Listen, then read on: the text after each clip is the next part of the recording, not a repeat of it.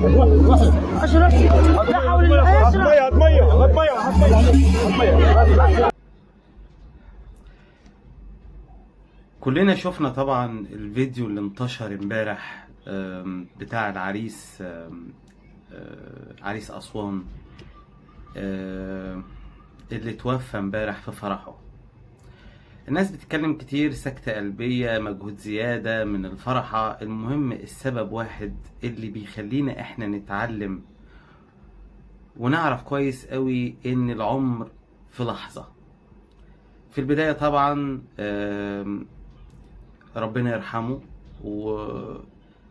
وبنتمنى لأهله وعروسته الصبر، وهي دي حالة الدنيا. واحنا بنعمل الفيديو ده علشان نتعلم ان الموت ما بيفرقش يا جماعة ما بين طفل، شاب، عجوز. الموت بيجي فجأة. فالسؤال اللي لازم نسأله لنفسنا، هل احنا مستعدين؟ هل احنا عايشين حياة الاستعداد؟ الكتاب المقدس بيقول لنا ان الموت وصفه كالسارق، بيجي في لحظة. مفيش مثلا حرامي هيقول للي رايح يسرقه انا هجيلك في الوقت المناسب خلي بالك، لا، ده بيجي فجأة بدون علم. الكتاب المقدس بيعلمنا ان احنا نعيش حياة الاستعداد، ان احنا نكون مستعدين. في لحظة العمر بيروح، في لحظة، في لحظة بتسمع الصوت اللي بيقولك اعطيني حساب وكالتك. في لحظة. هل انت مستعد؟ احنا كل اهتماماتنا هات وجيب وودي وتعالى نشتري وفلوس وصفقات وشغل في شغل. فين وقت ربنا في حياتك؟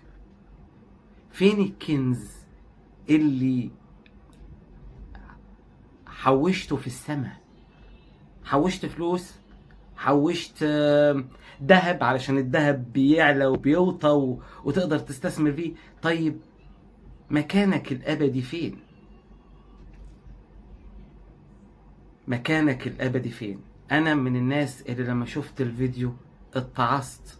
والكتاب بيقول لو ما كانش الموت وعظة ليك مفيش حد هيعرف يوعظك، مش هتتعلم. لو ما اتعلمتش من الموت مفيش حد هيعلمك، مش هتتعلم.